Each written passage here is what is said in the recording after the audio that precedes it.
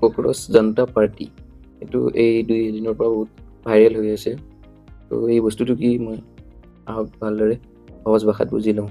প্ৰথম কথা হ'ল, এইটো কোনো এটা অফিচিয়েল বা আচল ৰাজনৈতিক দল নহয়।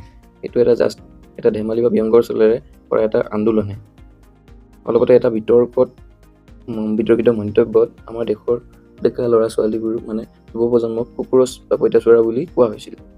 তো সেই কথাটোত জেনজি মানে আজিৰ ল'ৰা-ছোৱালীবোৰৰ খং উঠিল আৰু তেওঁলোকে এই কক্ৰচ শব্দটোক প্ৰতিবাদৰ অস্ত্ৰ হিচাপে ব্যৱহাৰ কৰা আৰম্ভ কৰিলে। অভিজিত দীপক নামৰ এজন মানুহে এই কথাটো প্ৰথমে আৰম্ভ কৰিছিল আৰু দেখোঁতে দেখোঁতে ছ'চিয়েল মিডিয়াত মানে আপোনাৰ হাজাৰ হাজাৰ মানুহ ইয়াত যোগ হ'ল। এতিয়া কমেও মিলিয়নৰ ঘৰত 6 মিলিয়ন অলৰেডি ক্ৰছ কৰিলে। এতিয়া ইয়াৰ মেইন উদ্দেশ্যটো হৈছে আমাৰ যুৱ প্ৰজন্মৰ সমস্যাবোৰ, যেনেকৈ চাকৰি বা নিবনুৱা সমস্যা আৰু ছিষ্টেমৰ বিৰুদ্ধে ধেমালিৰ চলেৰে হ'লেও নিজৰ মাতটো মতা। এই কক্ৰচ জনতা পাৰ্টি নামৰ আন্দোলনটো দেখুৱাইছে যে আজিৰ দিনত আমাৰ ল'ৰা-ছোৱালীবোৰে ছ'চিয়েল মিডিয়াত ব্যৱহাৰ কৰি কিমান নতুন বা ক্ৰিয়েটিভ উপায়েৰে নিজৰ কথাখিনি সমাজৰ আগত ৰাখিব পাৰে। আপোনাৰ কি ভাৱ হয় এই গোটেই কথাটোৰ তলত কমেণ্ট কৰি জনাবচোন।